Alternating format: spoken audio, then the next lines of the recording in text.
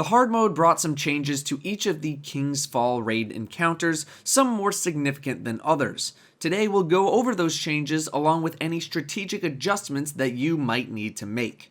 First off, much like Vault of Glass and Crota's End, when you are in hard mode, there is no reviving. If you die, you stay dead for the entirety of that fight. The light levels suggested for King's Fall hard mode start at 310 and go up to 320 as you go through the raid. It is possible to complete the raid without being above 310, it'll just be harder to do. This video assumes that you are familiar with the normal mode encounters of King's Fall. I will not be reviewing the normal mode strategies in this video.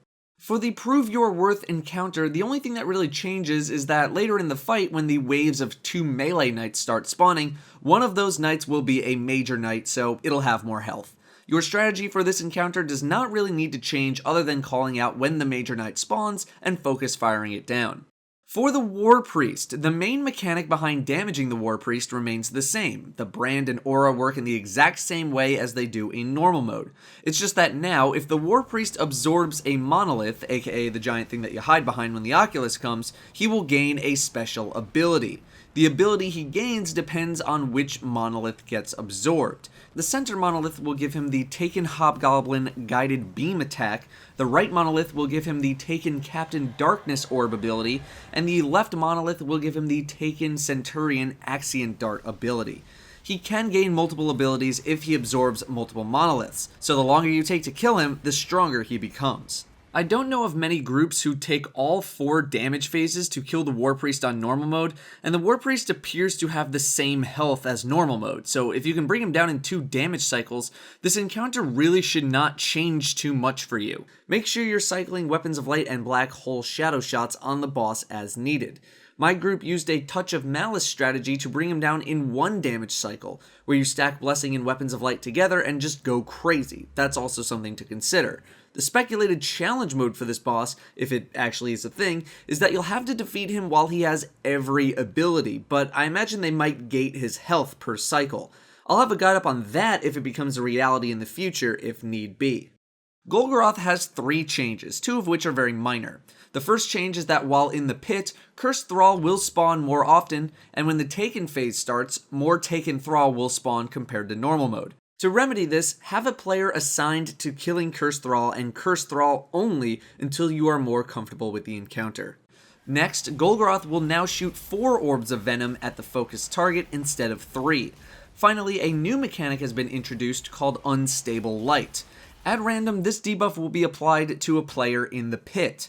This player must move away from everyone else in the raid group, because after 6 seconds, they will explode, killing anything friendly near them.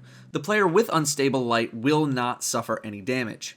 To deal with this mechanic, just keep eyes on your buffs and debuffs, and simply run away from your team whenever you get Unstable Light. It's a very simple mechanic, but one missed explosion will certainly wipe your team. Otherwise, whatever strategy you may have used in normal mode will work just fine for hard mode, you just need to be a little bit more careful.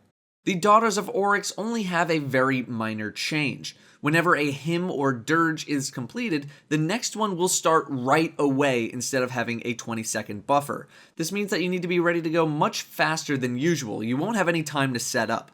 Otherwise, there are no mechanical changes. My only advice for this is just to be ready to go and be very organized. Make sure you have platform assignments set up ahead of time.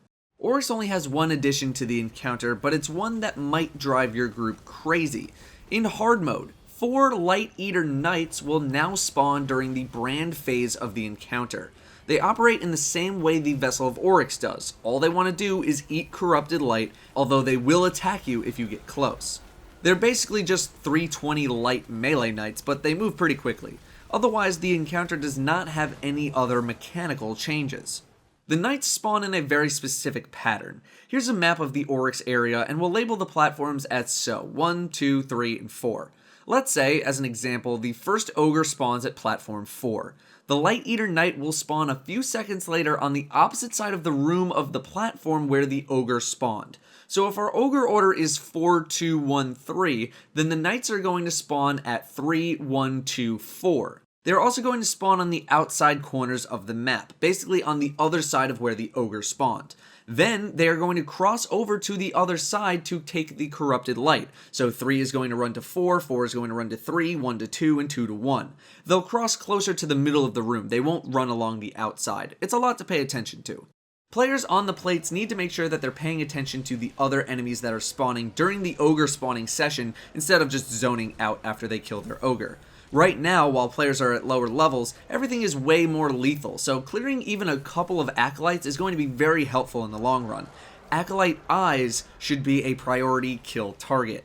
Our overall strategy stayed the same. People go on plates, 2 players in the middle to help kill ogres, and rotate around. You do not need all 4 people on all 4 plates. Just the first 3 plates that are activated need to be activated.